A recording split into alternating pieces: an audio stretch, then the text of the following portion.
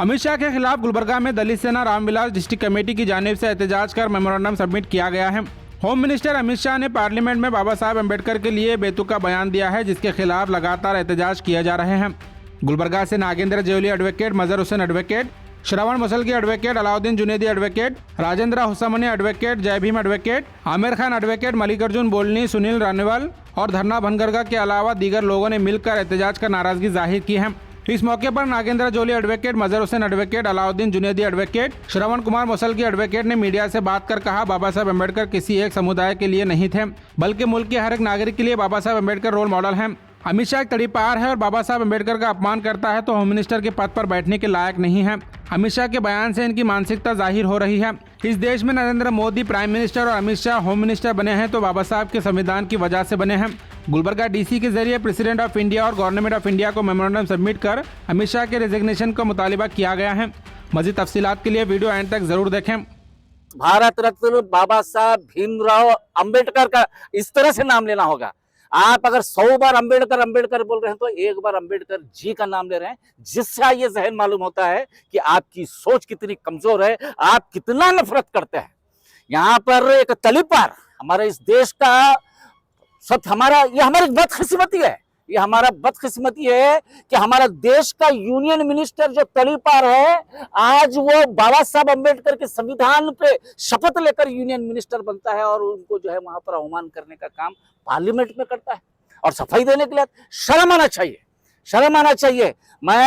ये बाबा साहब अम्बेडकर किसी एक ऑर्गेनाइजेशन के बाबा साहब अम्बेडकर नहीं है, बाबा साहब अम्बेडकर किसी समुदाय के बाबा साहब नहीं है, वो पूरे इस देश के, ये पूरे देश के जो संविधान हमको दिए हैं, जो तुम जय श्री राम के नारे लगाते हो, हम जय भीम के नारे लगाते हैं। इसीलिए बाबा साहब अम्बेडकर के कॉन्स्टिट्यूशन संविधान आर्टिकल 19 और 25 में हमको हक देता है कि हम अपने मजहब के मुताबिक हम अपना नारा लगाएंगे, तुम अपना नारा लगाओ। आप 1000 मर्तबा जय श्री राम के नारे लगाएंगे तो या करोड़ों बार जय भीम के नारे लगेंगे। यहाँ से ನಿನ್ನೆ ಏನು ಸಂಸತ್ ಭವನದಲ್ಲಿ ಈ ಗಡಿಪಾರಾದಂಥ ತಡಿಪಾರ ಅಮಿತ್ ಶಾ ಬಾಬಾ ಸಾಹೇಬ್ ಅಂಬೇಡ್ಕರ್ ಬಗ್ಗೆ ಏನು ಅವಹೇಳನಕಾರಿಯಾಗಿ ಏನು ಈ ದೇಶದಲ್ಲಿ ಇತ್ತಿತ್ತಲಾಗಿ ಅಂಬೇಡ್ಕರ್ ಅಂಬೇಡ್ಕರ್ ಅಂಬೇಡ್ಕರ್ ಅಂತಕ್ಕಂಥ ಹೆಸರೊಂದು ಫ್ಯಾಷನ್ ಆಗಿದೆ.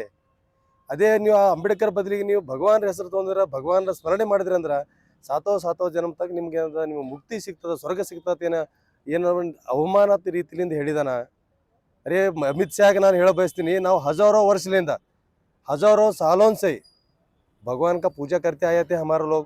क्या हुआ, बाबा साहब अंबेडकर ಬಂದ ನಂತರನೇ ಈ ದೇಶದ ಶೋಷಿತರಿಗೆ, ಬಹುಜನರಿಗೆ, ದಲಿತರಿಗೆ, ಅಲ್ಪಸಂಖ್ಯಾತರಿಗೆ, ಹಿಂದುಳಿದವರಿಗೆ ಮುಕ್ತಿ ಸಿಕ್ಕಿದ್ದು, ಅವರು ಸ್ವತಂತ್ರವಾಗಿ ಮಾತಾಡೋ ಅಧಿಕಾರ ಸಿಕ್ಕಿದ್ದು, ಮಹಿಳೆಯರಿಗೆ ಅಧಿಕಾರ ಸಿಕ್ಕಿದ್ದು, ಮಹಿಳೆಯರು ಸ್ವತಂತ್ರವಾಗಿ ಬದುಕುವಂಥ ಅಧಿಕಾರ ಸಿಕ್ಕಿದ್ದು ಬಾಬಾ ಸಾಹೇಬ್ ಅಂಬೇಡ್ಕರ್ ಬಂದ ನಂತರ. ಈ ಅಮಿತ್ ಶಾ ನೀನು ಕೂಡ ಈ ದೇಶದ ಪ್ರಧಾನಮಂತ್ರಿ, ಈ ದೇಶದ ಹೋಮ್ ಮಿನಿಸ್ಟರ್ ಆಗಬೇಕಾದ್ರೂ ಕೂಡ ಬಾಬಾ ಸಾಹೇಬ್ ಅಂಬೇಡ್ಕರ್ ಕೊಡುಗೆಯಲ್ಲಿಂದನೇ ನೀನು ಆಗೋದು. ಇಲ್ಲಾಂದ್ರೆ ನೀನು ಎಲ್ಲೋ ಹೋಗಿ ಪೂಜಾ ಪಾಠ ಮಾಡ್ಕೋತು, ನೀ ಎಲ್ಲೋ ಒಂದು ವ್ಯಾಪಾರ ಮಾಡ್ಕೋತಿರ್ಬೇಕಾಗ್ತಿತ್ತು. ನೀನು ಸಂಸತ್ತಲ್ಲಿ ಬರೋ ಅವಕಾಶ ಇರಲಿಲ್ಲ ನಿನಗೆ. ಅದಕ್ಕೂ ನೀ ಅಲ್ಲಿ ಬಂದಿದೆ ಅಂದ್ರೂ ಕೂಡ ಅದಕ್ಕೂ ಬಾಬಾ ಸಾಹೇಬ್ ಅಂಬೇಡ್ಕರೇ ಕಾರಣ. ಈ ಏನು ಪ್ರೈಮ್ ಮಿನಿಸ್ಟರ್ ಅಂದ್ರೆ ನರೇಂದ್ರ ಮೋದಿ ಅವರು ಏನು ಹೇಳ್ತಾರೆ, ಎಷ್ಟೋ ಸರಿ ನಾನು ಚಾ ಮಾರೋದು ಬಿಟ್ಟು ನೀ ಪ್ರೈಮ್ ಮಿನಿಸ್ಟರ್ ಆಗಿದೆ ಅಂದ್ರೂ ಕೂಡ ಅದಕ್ಕೆ ಬಾಬಾ ಸಾಹೇಬ್ ಅಂಬೇಡ್ಕರೇ ಕಾರಣ. ಇಲ್ಲಾಂದ್ರೆ ನೀವು ಅಲ್ಲೇ ರೈಲ್ವೆ ಪಟ್ರಿ ಮ್ಯಾಗೆ ಏನದಲ್ಲ ನೀ ಚಾ ಮಾರ್ಕೋತಿರ್ಬೇಕಾಗ್ತಿತ್ತು. ಈ ಬಾಬಾ ಅಂಬೇಡ್ಕರ್ ಅನ್ನೋದು ಅಂಬೇಡ್ಕರ್ ಈ ದೇಶದ ಶೋಷಿತರು, ದಲಿತರು, ಹಿಂದುಳಿದ ವರ್ಗದವರು, ಅಲ್ಪಸಂಖ್ಯಾತರು ಎಲ್ಲರೂ ನಮ್ಮ ನರ ನಾಡಿಗಳಲ್ಲಿ ಬಾಬಾ ಸಾಹೇಬ್ ಅಂಬೇಡ್ಕರ್ ಅದಾರ. ನಮ್ಮ ತಲೆಯಲ್ಲೇ ಬಾಬಾ ಸಾಹೇಬ್ ಅಂಬೇಡ್ಕರ್, ನಮ್ಮ ಎದೆಯಲ್ಲಿ ಅಂಬೇಡ್ಕರ್ ಅದಾರ. ನಮ್ಮ ನರ ನಾಡಿಗಳಲ್ಲಿ ಬಾಬಾ ಸಾಹೇಬ್ ಅಂಬೇಡ್ಕರ್ ತುಂಬಿಕೊಂಡಿದ್ದಾರೆ. ನೀವು ಎಲ್ಲರೂ ನೀವು ಬಂದು ಈಗ ನಿಮಗೆ ತಕ್ಲೀಫ್ ಆಗ್ತದೆ, ತ್ರಾಸ ಆಗಕತ್ತದ.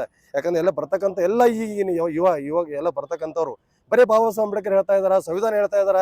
ನಿಮಗೆ ಮನುವಾದಕ್ಕೆ, ನಿಮ್ಮ ಮನುಸ್ಮೃತಿಗೆ ಧಕ್ಕೆ ಆಗತ್ತದ. ಆ ಒಂದು ಆತಂಕದಿಂದ ನೀವೇನು ಮಾತಾಡಕತ್ತಿದ್ರಿ, ನಾವು ಇದನ್ನು ಪಾರ್ಲಿಮೆಂಟದಲ್ಲಿ ಮಾತ್ರ ನಾವು ಇದನ್ನು ಖಂಡನೆ ಮಾಡ್ತೀವಿ. ಈ ದಲಿತ ಸೇನೆ ರಾಮವಿಲಾಸ್ ಸಂಘಟನೆ ವತಿಯಿಂದ ಇವತ್ತು ನಾವು ಮಾನ್ಯ ಜಿಲ್ಲಾಧಿಕಾರಿಗಳಿಗೆ ಮನವಿ ಪತ್ರವನ್ನು ಸಲ್ಲಿಸೋದ್ರ ಮೂಲಕ ಅವರ ಮೂಲಕ ರಾಷ್ಟ್ರಪತಿಗಳಿಗೆ ಮನವಿ ಪತ್ರವನ್ನು ಸಲ್ಲಿಸ್ತಾ ಇದ್ವಿ. ಮುಂದಿನ ದಿನಗಳಲ್ಲಿ ಉಗ್ರವಾದಂಥ ಹೋರಾಟವನ್ನು ಮಾಡಿ ಈ ಅಮಿತ್ ಶಾ ಮತ್ತು ಬಿಜೆಪಿ ಸರ್ಕಾರಕ್ಕೆ, ಈ RSS ಅಜೆಂಡಕ್ಕೆ ನಾವು ಒಂದು ತಕ್ಕ ಉತ್ತರ ನೀಡಬೇಕಾಗುತ್ತೆ ಅಂತೇಳಿ. ಗೂಂಡಾ ಅಮಿತ್ ಶಾ ಬಾಬಾ ಸಾಹೇಬ್ ಅಂಬೇಡ್ಕರ್ ಅವರ ಬಗ್ಗೆ ಹಗುರವಾಗಿ ಮಾತನಾಡಿ ಅಂಬೇಡ್ಕರ್ ಹೆಸರು ತಗೊಳಕಿನ ಮೊದಲು ದೇವರ ಹೆಸರು ತಗೊಂಡು ನೀವು ಸ್ವರ್ಗ ಸಿಗ್ತೈತೆ ಅಂತ ಹೇಳ್ತದಲ್ಲ, ಇಂಥ ನಾಲಾಯಕರಿಗೆ ನಾನು ಹೇಳ್ತಾ ಇದ್ದೀನಿ, ಏ ಅಮಿತ್ ಶಾ, ನಿನಗೆ ಹಿಡಿದು ತಡಿಪಾರು ಮಾಡೋ ಶಕ್ತಿ ಬಾಬಾ ಸಾಹೇಬ್ ಅಂಬೇಡ್ಕರ್ ಶಕ್ತಿ. ನಿನಗೆ ಗುಂಡಾ ಅಂತ ಹೇಳಿ ಜೈಲಿಗೆ ತಳ್ಳೋದ್ ಶಕ್ತಿ ಬಾಬಾ ಸಾಹೇಬ್ ಅಂಬೇಡ್ಕರ್ ಶಕ್ತಿ. ಇವತ್ತಿನ ನಿನ್ನ ಪ್ರಧಾನಮಂತ್ರಿ ಚಾಯ್ ಮಾರೋನಿ ಪಾರ್ಲಿಮೆಂಟ್ ನಾಗ ಕುಂದ್ರಿಸಿದ್ರೆ ಬಾಬಾ ಸಾಹೇಬ್ ಅಂಬೇಡ್ಕರ್ ಶಕ್ತಿ. ಈ ಅಂಬೇಡ್ಕರ್ನ ಶಕ್ತಿ ಒಂದ್ ಬರೀ ಹೆಸರಲ್ಲ, ಇಡೀ ಒಂದು ಸಂಘರ್ಷ ಅದು. ಈ ಸಂಘರ್ಷ ಸಾವಿರಾರು ವರ್ಷಗಳಿಂದ ಮನವಾದಿಗಳ ಕುತಂತ್ರ ನಡೆದಿತ್ತು, ಮನವಾದಿಗಳ ಶೋಷಣೆ ನಡೆದಿತ್ತು. ಆ ಶೋಷಣೆಗೆ ಸಾವಿರಾರು ಜನ, ಕರೋಡೋ ಜನ ಏನು ಶೋಷಣೆಗೆ ಒಳಪಟ್ಟು ನರ್ತನೆ ಅನುಭವಿಸ್ತಾ ಇದ್ರು, ಅಂಥವ್ರಿಗೆ ನ್ಯಾಯ ಕೊಡಿಸಿದಂಥ ವ್ಯಕ್ತಿ ಬಾಬಾ ಸಾಹೇಬ್ ಅಂಬೇಡ್ಕರ್. ಎಲ್ಲರಿಗೂ ಇವತ್ತಿನ ಧ್ವನಿ ಇಲ್ಲದವ್ರಿಗೆ ಧ್ವನಿ ಆಗಿರ್ತಕ್ಕಂಥ ಶಕ್ತಿ ಅಂದ್ರೆ ಬಾಬಾ ಸಾಹೇಬ್ ಅಂಬೇಡ್ಕರ್. ಯಾರ ಶಕ್ತಿ ಏನಾರ ಅಂಥವ್ರ ಭಾಗದಾಗೂ ಬಾಬಾ ಸಾಹೇಬ್ ಅಂಬೇಡ್ಕರ್ ಅವರು ಧ್ವನಿ ಎತ್ತಿದ್ದಾರೆ. ಈ ದೇಶದ ಪ್ರತಿ ಪ್ರಜೆಗೆ, ಇಡೀ ಸಮಾಜದ ಒಂದು ಕಟ್ಟ ವ್ಯಕ್ತಿಗೂ ನ್ಯಾಯ ಸಿಗ್ತದೆ ಅಂದ್ರೆ ಬಾಬಾ ಸಾಹೇಬ್ ಅಂಬೇಡ್ಕರ್ ಕೊಟ್ಟಿರ್ತಕ್ಕಂಥ ಭಾರತದ ಸಂವಿಧಾನದಿಂದ. हम यहाँ पर आए हैं परसों जो अमित शाह ने बाबा साहब अम्बेडकर के ताल्लुक़ से कहा, एक यूनियन मिनिस्टर होने के बावजूद ऐसी बात कही जो कईयों लोगों के दिलों को ठेस पहुंची है, जिसका हम लोग कंडम करते हैं।